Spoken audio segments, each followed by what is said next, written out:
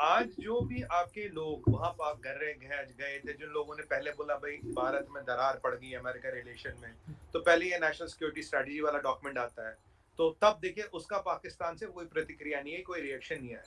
अब ये जो लोग घूम रहे थे यहाँ, जो अपने मेडल वेडल खुद लगा रहे थे कि हमने ये करा दिया, हमने भारत की नैया डुबा दी, रिलेशन में दरार डला दी, पूरे अमेरिका का चक्कर वक्कर काट रहे थे, दाएं से बाएं ऊपर से नीचे। तो बट अब ये जो है, ये जो चीज हो गई, कल कल से वो बिल्कुल शांत बैठे। चलिए कोई बात नहीं, वो बोलते हैं। अब दिक्कत क्या थी उसमें, देखिए जब स्ट्रेटजी डॉक्यूमेंट आया, वो कोई बयान नहीं, तो एक रिटन पॉलिसी है। रिटन पॉलिसी को एक नई पॉलिसी निगेट कर सकती है, जब तक एक नई पॉलिसी नहीं आती तब तक वो डॉक्यूमेंट वैलिड है। तो इसलिए वो बात नहीं बनी वहां पे। अब क्या हो गया, जो खूब डोल नगारे बज रहे थे कि जी दोस्तियां कर दी, ये कर दी, वो कर दी, फिर एक नया स्टैंड लिया उन्होंने। उन्हें बोला नहीं नहीं कोई नहीं, ये भारत के साथ हमारी उनकी दोस्ती, पर पाकिस्तान के सभी बहुत अच्छे ताल्लुकात हैं, हमने ताल्लुकात सुधारे, और जो इमरान खान नियाजी ने ताल्लुकात खराब किए थे उनको हमने जाके सुधारा। देखो हमने फोटो खिंचवा ली, हमने हाथ मिला लिया, हमने ये फोटो करवा दी, हम यहाँ गए वहां गए, कुतुब मीनार के नीचे खड़े हुए, ठीक है, हाँ कुतुब मीनार यहाँ है, अमेरिकन कुतुब मीनार के नीचे खड़े हुए, झरने के नीचे, पेड़ के नीचे, सब जगह फोटो हमने लगा ली। कोई बात नहीं, अच्छी बात है, फोटो लगानी चाहिए आरजू जी, अच्छी है, मेमोरीज रहती है। अब हुआ क्या, अब ये जो स्टेटमेंट आया है, वो जो आपको बॉलीवुड बड़ा पसंद है, तो बॉलीवुड की भाषा में एक आपको जवाब देता हूँ। एक गाना सुना होगा आपने, काली राम का फट गया डोल, हो गया उसका डब्बा गोल। अब जो डोल नगारे बजने वाले थे, बजाने वाले, के डोल ही फट गए। और आज हुआ क्या, जब ये स्टेटमेंट आया, आप देख रहे कितना कितना शिफ्ट हुआ।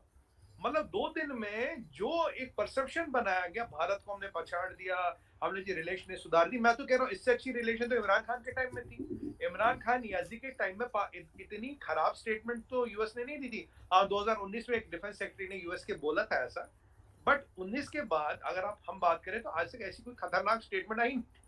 अब ये president of United states of America Joe Biden साहब खुद बोल रहे हैं, ये और कोई नहीं बोल रहा, जो बाइडेन साहब खुद बोल रहे हैं, बोले भाई ये हो गया आपके साथ।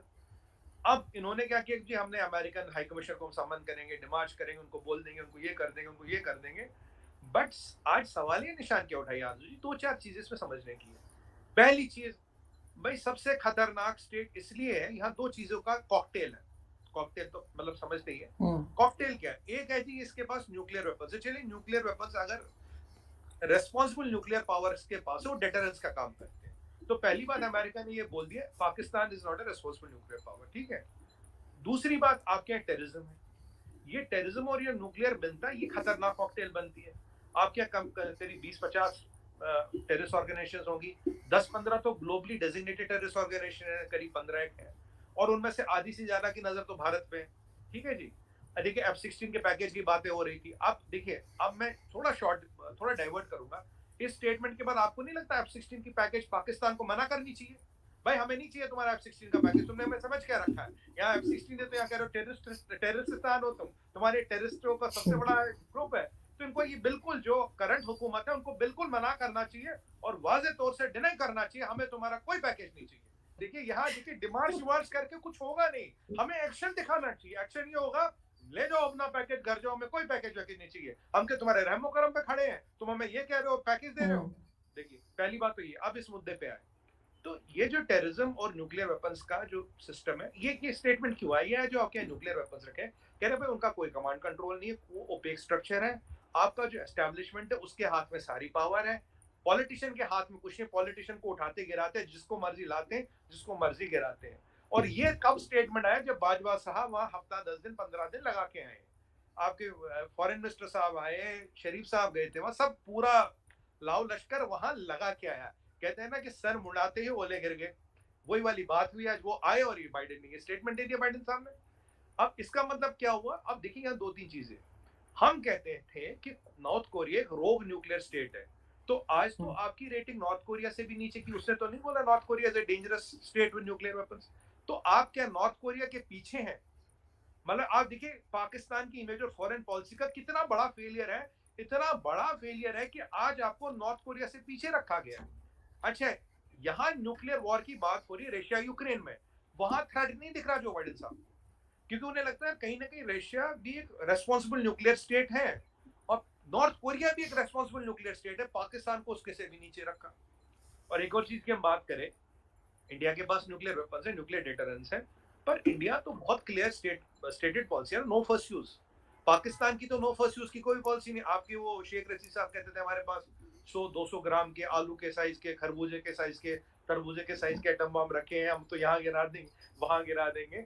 और अगर मैं आपके एटम बम की हिस्ट्री देखूं तो आपने तो एनरिच यूरेनियम लिया था, वहां से पुर्जों में एटम बम लगा जोड़ा, चाइना से आपने मिसाइल खरीदी, उसका रंग बदल के अपने नाम डाल दिया। सच्चाई तो ये है, ये तो पाकिस्तान का न्यूक्लियर प्रोग्राम है।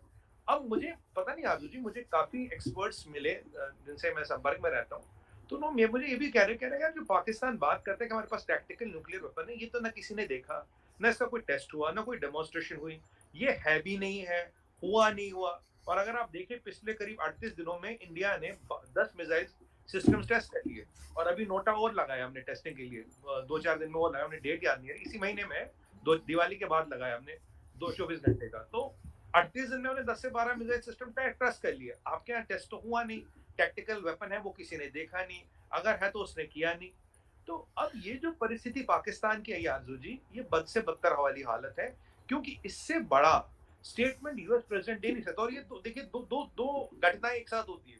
एक ये स्ट्रैटेजी का डॉक्यूमेंट आता है, राइट, उसके बाद ये ब्लेटेंट डायरेक्ट स्टेटमेंट आता है, जहां पाकिस्तान का आंकलन नॉर्थ कोरिया से भी नीचे रखा गया आज के डेट में। मतलब अगर दुनिया की पीस को कोई खतरा है वो तो चाइना है, ठीक है। अगर न्यूक्लियर वेपन्स को लेके खतरा है वो है पाकिस्तान। चाइना का भी कहीं ना कहीं ये मानना है कि यार वो इररेस्पॉन्सिबल नहीं, न्यूक्लियर वेपनों का हिसाब किताब वहां है।